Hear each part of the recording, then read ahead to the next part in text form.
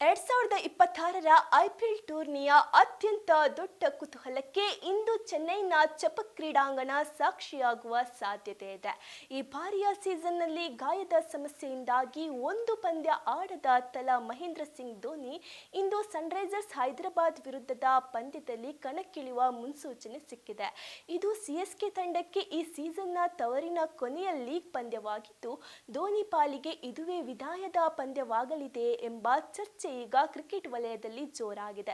ಇದಕ್ಕೆ ಮುಖ್ಯ ಕಾರಣ ಧೋನಿ ಅವರೇ ಈ ಹಿಂದೆ ನೀಡಿದ ಒಂದು ಐತಿಹಾಸಿಕ ಹೇಳಿಕೆ. 2021ರಲ್ಲಿ ಚೆನ್ನೈ ಸೂಪರ್ ಕಿಂಗ್ಸ್ ತಂಡವನ್ನು ಚಾಂಪಿಯನ್ ಪಟ್ಟಕ್ಕೇರಿಸಿದ ಬಳಿಕ ತಮ್ಮ ನಿವೃತ್ತಿಯ ಯೋಜನೆಗಳ ಬಗ್ಗೆ ಧೋನಿ ಮಾತನಾಡಿದರು. ನನ್ನ ಕ್ರಿಕೆಟ್ ಭವಿಷ್ಯದ ಬಗ್ಗೆ ನಾನು ಯಾವಾಗಲೂ ಸ್ಪಷ್ಟವಾದ ಯೋಜನೆ ಹೊಂದಿರುತ್ತೇನೆ. ನನ್ನ ಕೊನೆಯ ಏಕದಿನ ಪಂದ್ಯವನ್ನು ತವರಿನ ಕ್ರೀಡಾಂಗಣವಾದ ರಾಂಚಿಯಲ್ಲಿ ಆಡಿದೆ. ಹಾಗೆಯೇ ನನ್ನ ಕೊನೆಯ ಟಿ20 ಐಪಿಎಲ್ ಪಂದ್ಯವನ್ನು ಚೆನ್ನೈನಲ್ಲಿಯೇ ಆಡುತ್ತೇನೆ. ಅದು ಮುಂದಿನ ವರ್ಷ ಇರಬಹುದು ಅಥವಾ ಮುಂದಿನ 5 ವರ್ಷಗಳಾದರೂ ಇರಬಹುದು. ಸಮಯವನ್ನು ನಿಖರವಾಗಿ ಹೇಳಲು ಸಾಧ್ಯವಿಲ್ಲ ಎಂದು ಧೋನಿ ಅಂದು ಹೇಳಿದರು.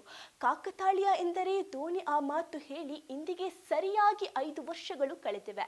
ಸಿಎಸ್ಕೆ ಅಭಿಮಾನಿಗಳ ಪಾಲಿಗೆ ಇದು ಭಾವನಾತ್ಮಕ ಕ್ಷಣವಾಗಿದ್ದು, ಕ್ರಿಕೆಟಿನ ಜಗಮೆಚ್ಚಿದ ನಾಯಕನನ್ನು ಕೊನೆಯ ಬಾರಿ ಚಪಕ್ ಅಂಗಳದಲ್ಲಿ ನೋಡಲು ಇಡೀ ಭಾರತವೇ ಎದುರು ನೋಡುತ್ತಿದೆ.